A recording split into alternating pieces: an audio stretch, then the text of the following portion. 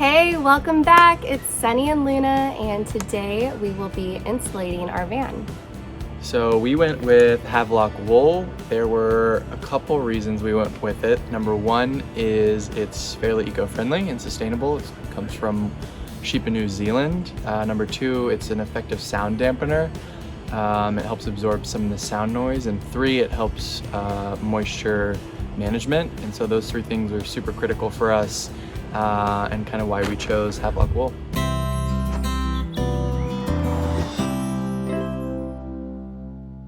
How much of this did we have to buy in order to fill the whole van? So Because I think it was a lot more than we initially bought. online, they recommend 4 bags for the 159 wheelbase, and I'm fairly sure we're either on 6 or 7. Yeah. So I would at least recommend 6 if you're doing ceilings and walls. And we're gonna show you how we do it right now. Let's do it. Come smell it. What does it smell like? Oh my gosh! Smells like a sheep. It smells like a petting zoo. Like exactly spot on petting zoo. Actually rip it to size. You can also cut it, but it's easy enough to rip. So I'm just gonna go ahead and rip it up and thread it through all the nooks and crannies, and then we'll secure the rest with some nylon and string.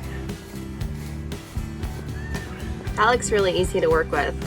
It is. Super easy.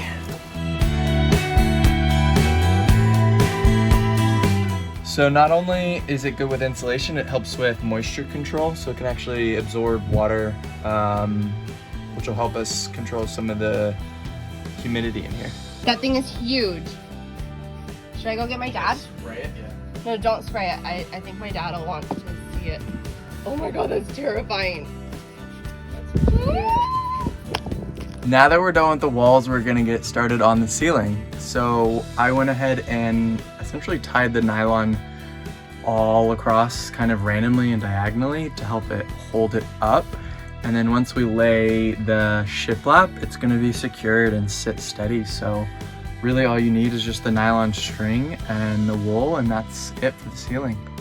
So I start on the corners and thread it through.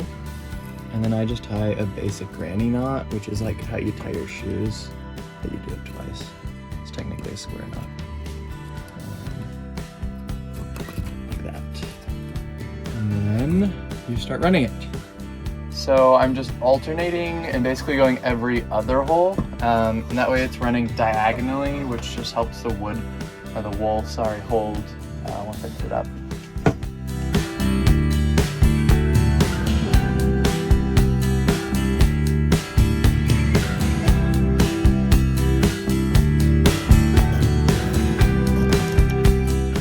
Cinching it, make sure it's tight.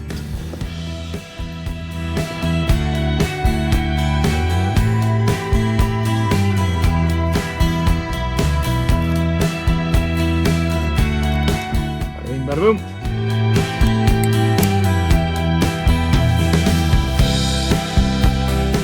So the wool comes pre-cut in these little sheets. I think it's technically called a bat, but it's really easy. I can just tear it, kind of eyeball it, and know that I want to tear along this line.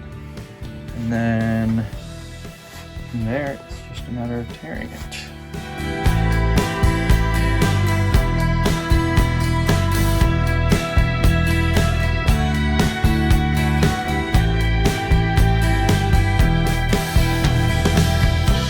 So we're all done with the wool. We've got it in the nooks, the cracks, the crannies, and the ceiling.